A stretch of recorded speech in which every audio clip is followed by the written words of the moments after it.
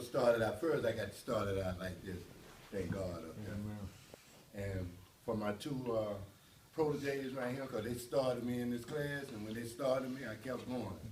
And Mr. Mike back there, he encouraged me, but being around Kevin, Keith, and his wife, they, you know, they brought me in my mind to life about a lot of things. And all these classes we've been having, I've been through that world. I just sit back sometimes and don't say nothing, but I had that up and down like that. This ain't my first rodeo, you know what I mean?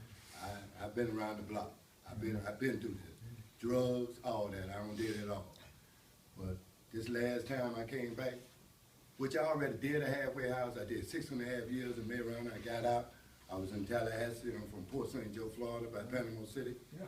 Okay, and I went out there doing good.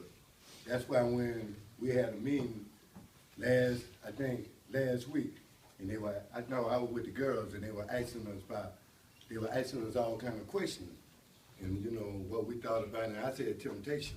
I used that word temptation, because when I got out, you know, I went to do right. I was doing right.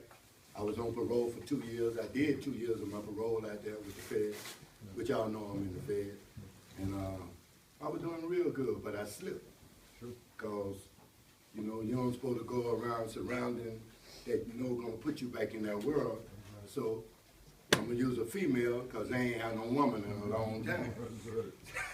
So she drove me, she was doing it, and I knew it, and I still was strong. But after a while, temptation got me. See what I'm saying? So my PO was pretty good. He was pretty good with me, you know what I mean? So I could have went back to prison, but he said, I'm gonna send you back to the halfway house for 3 months. So I said, no, I don't want no 3 months, give me 6 months. So I've been in the halfway house now 5 months. I already did 6. And I'm gonna do about 6 more months.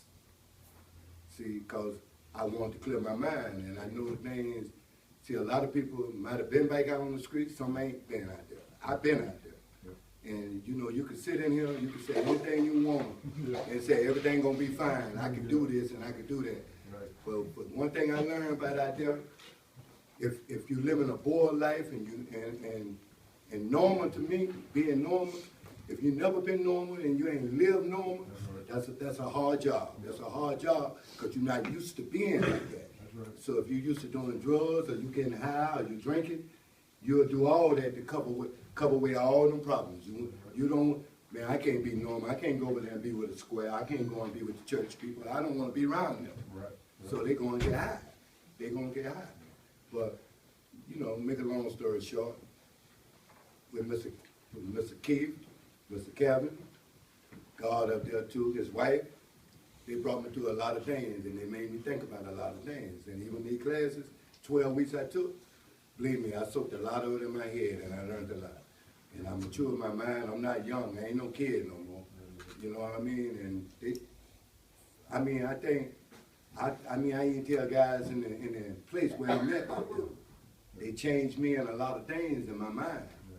You know what I mean? Like a lot of times I just come and tell them, oh, I needed a job. And I never really got frustrated with it, but it would bother me because I want to work. I don't like sitting around and using my mind that I could do things with.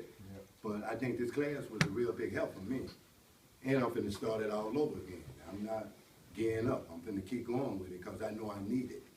See, and I ain't gonna fool myself that, oh, I'm all right. About 12 weeks up now, I could go out there, I could do right now, I'm gonna be good. I'm gonna soak it in as long as I can get it. Man,